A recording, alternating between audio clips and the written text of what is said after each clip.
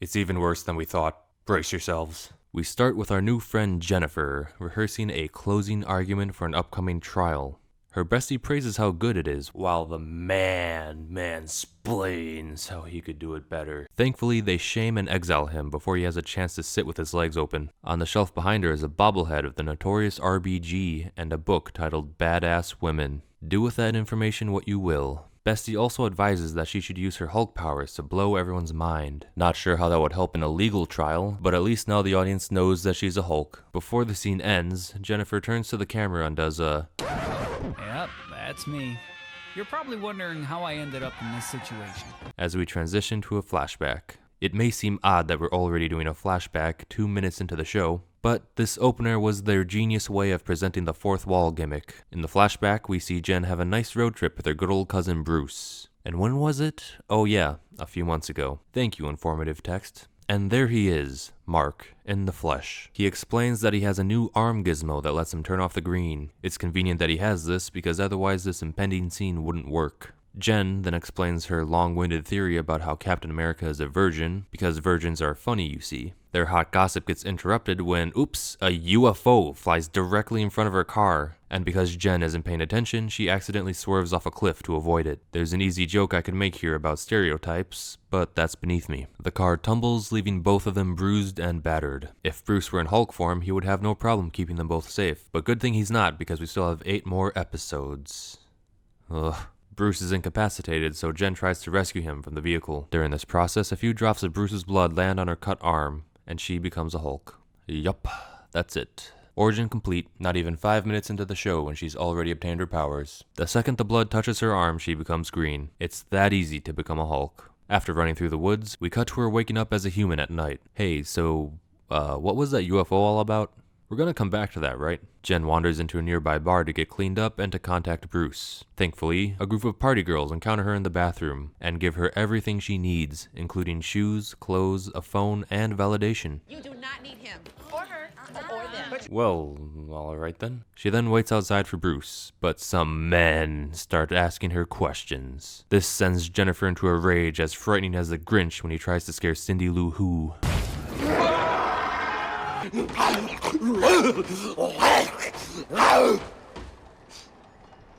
Unfortunately, Bruce tackles her before she can fight off the patriarchy. She wakes up again, but this time in Bruce's home.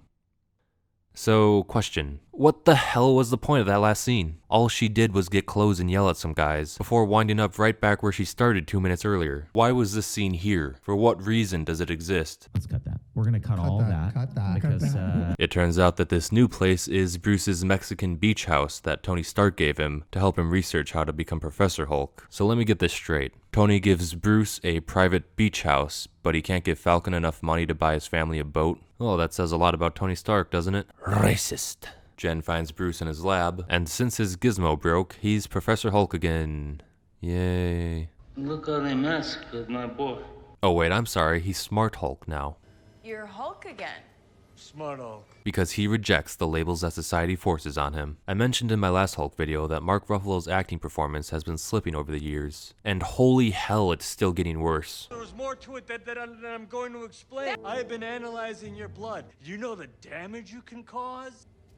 Bruh. He sounds like a text-to-speech bot. I have been analyzing your blood. I sure like being inside this fancy computer. Mark, are you okay? Are you on drugs? Did they replace you with an AI? Blink twice if you can understand me. In any case, Jen asks if she ran into a spaceship earlier, and Bruce confirms that she did, which is a lie. The UFO flew in front of her car, but it was her own incompetence that sent them off the cliff. In regards to why it was there, Bruce just goes, "Oh yeah, I should probably check into that at some point." And that's it. No more questions asked. Alright then. Seems like that should be a higher priority, but what do I know? Bruce then explains to Jen that she has become a Hulk. Apparently it's because that's just what happens when their family genes mix with gamma radiation. Well, I guess it's a good thing that Bruce didn't grow up in Alabama then. Bruce claims that this discovery somehow allowed him to heal his arm after Endgame. Not really sure how that works, but then Jen concludes that this fact makes her better than him. And this conversation is now more confusing than NPCs in Oblivion. I see. Bye. Take care. Greetings. Sometimes I just go look at the great oak. Jen demands that Bruce fix her, but he shares the grave information that the curse of the Hulk that has plagued him for decades is now permanently linked to her too. This is her reaction. Jen, this is not going away. What do you mean? What do you mean? My life's been made more difficult for as long as I live? That's crazy. Bruce then gives her pancakes, and she feels a little bit better. It should be noted that it's hard to empathize with her life-changing accident, since we don't really have a reference for what her life used to be like. All we know is that she's a lawyer and she hates men. We got less than 5 minutes of context for her life before the change. So as an audience member, this change really isn't all that compelling. Bruce then volunteers to train her to control her power, using all the experience he gained over the years. This first test they do is to see how much stress it'll take for her to trigger her transformation. Though it's not a very effective test because Bruce immediately resorts to threatening her life. Wouldn't you want to build up to that? Isn't the goal to see how much she can handle before she breaks? I guess it's just one of those pesky turn your brain off things again. She saves herself by transforming and busts out of her cage. Bruce begins to freak out, which is odd because what else was he possibly expecting to happen from this experiment? Suddenly, plot twist. She has full control of herself. No strings attached. Why are you talking to me like I'm a stray horse? Jen? Yeah?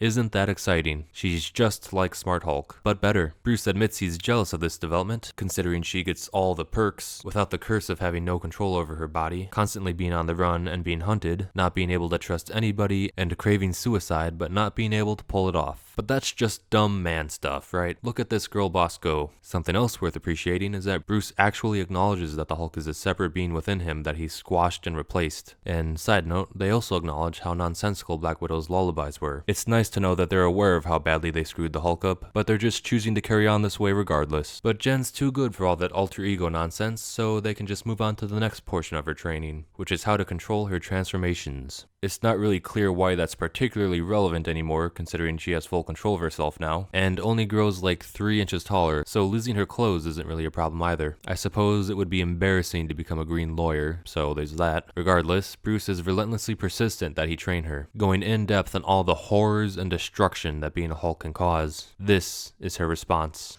I mean, one mistake, one freakout is literally life or death.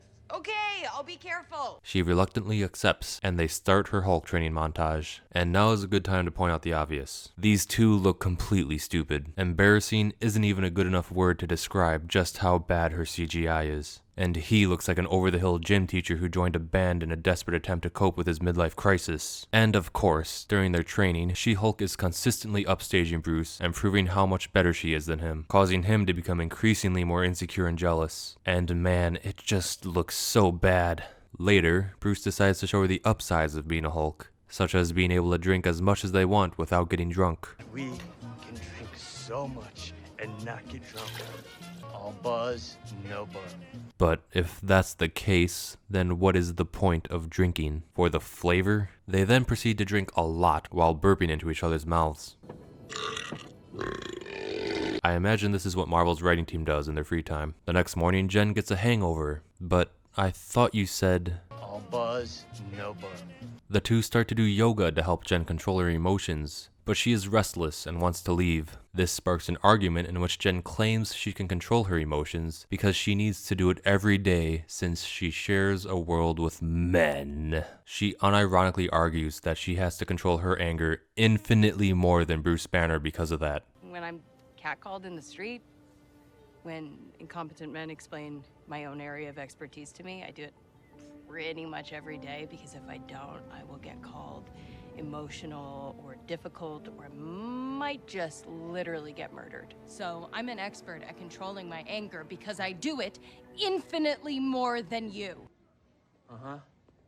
Let me repeat. She tells Bruce Banner, that despite the fact that he could destroy an entire city or worse if he gets just a little too excited, her struggle is infinitely worse because men look at and talk to her in ways that she doesn't like sometimes. This is so pathetic that I don't know how Kevin Feige can walk around in public without being humiliated by the fact that he made this trash. Every time Marvel puts out another product, you think it couldn't possibly get worse, but then it does. By the way, tell don't show. That's how the saying goes, right? As a result of her ranting, Jen goes through a transformation, and you might think to yourself, wow, maybe Bruce was right. She does have something to learn. Maybe she isn't in full control, and this may be a setup to an arc later down the line. Well, don't get too excited. It was just a prank. She was always in full control. She concludes that she has nothing more to learn and tries to leave. Bruce relents because he tells her that she needs to be a superhero now. An odd reason to trap someone at your beach house, but let's roll with it. She protests against him and shames Bruce for not having a life. Kind of a low blow, all things considered. Bruce gets defensive, but I feel like Bruce of all people would agree with this. Before the superhero nonsense, the whole reason she was here was so she wouldn't end up with all the same problems that Bruce had. But the goalposts have changed on both ends, and now she wants to leave for that exact same reason. Bruce blocks her car, and she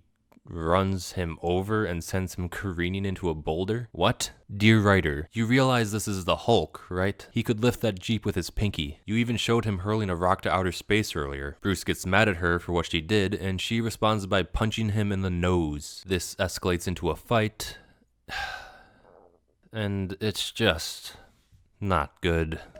Stop it! Stop it! Stop it! Stop it! Stop it! Stop it! Stop it! Stop it!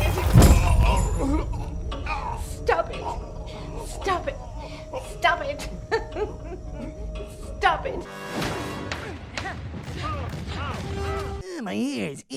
Afterwards, they cool down and eat Cheetos together, with Bruce finally apologizing and allowing her to leave. She apologizes for being right about everything, And I'm sorry that I said a bunch of harsh but very true things. and she leaves, bringing us back to present day. Jen is about to give her closing argument in the trial, in spite of the man who splains. But supervillain is here, I guess. She's here to punch cops or something, maybe. It's not really clear. Without saying a word, she just bursts through the wall and does some ambiguous things off screen. Bestie tells Jen to save the day. Innocent lives are in danger, and she has the power to save them. But she hesitates because she might rip her outfit a little, and that would be embarrassing. She eventually gets persuaded, but not before making sure her shoes are safe. Innocent lives are in danger, but I'm sure those are really expensive, so it's understandable. She transforms, and they have another completely appalling fight scene. I imagine there's an even worse version of this fight out there in the wild, because this one is very short, and the editing is some of the worst I have ever seen in a big budget show. The assumed villain gets her butt kicked, and this misery is finally over. A Kevin Feige production. Yeah, that sounds about right. But don't celebrate too soon, because we still need to suffer through the post-credit scene. It's a flashback to when Jen and Bruce got drunk on the island. Even though I thought...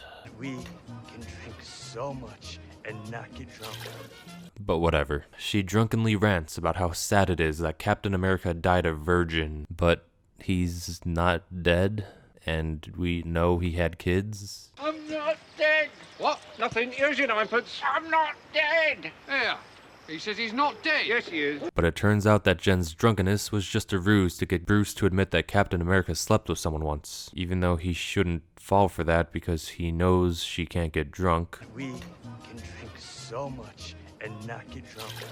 Well, he deserves to get tricked like that anyway, for making the grave sin of thinking that she has a flaw. Now look, I know this is only the first episode, and we don't know the full context of the story yet, but my goodness, this is a terrible start. It's not just bad, it's unwatchable. It's hard to believe that this is even a real MCU production. The CGI is miserable. The storytelling is broken and cringeworthy. Bruce Banner has been turned into an uninteresting, unintelligent, pathetic fool. He is completely deconstructed, and there is no hope in saving his character anymore, especially while Mark Ruffalo is around. The acting is terrible. The writing is terrible. The CGI is terrible. This show is terrible. And She-Hulk. She is literally a textbook Mary Sue. I know that phrase is poison to the wrong ears, but it couldn't describe her more accurately. She feels like a parody that someone would write to make fun of a Mary Sue. Maybe this can change as the show goes on, but as of right now, there are red flags in every minute of this episode. She is a better version of the Hulk, with him only existing to make her look good. She learns everything he can do and does it better, despite not having the decades of experience that he does. It's a struggle to figure out what I'm even supposed to like about her.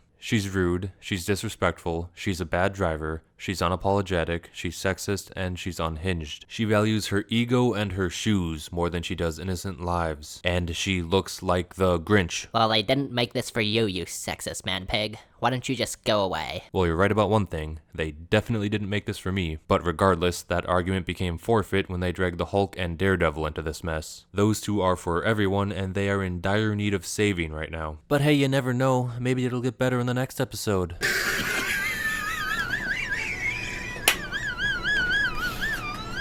That's it for now, but needless to say, stay tuned for more, because I'm just getting started, and I have a lot to say. Believe that. You're a monkey, dance monkey, in your little spangly shoes.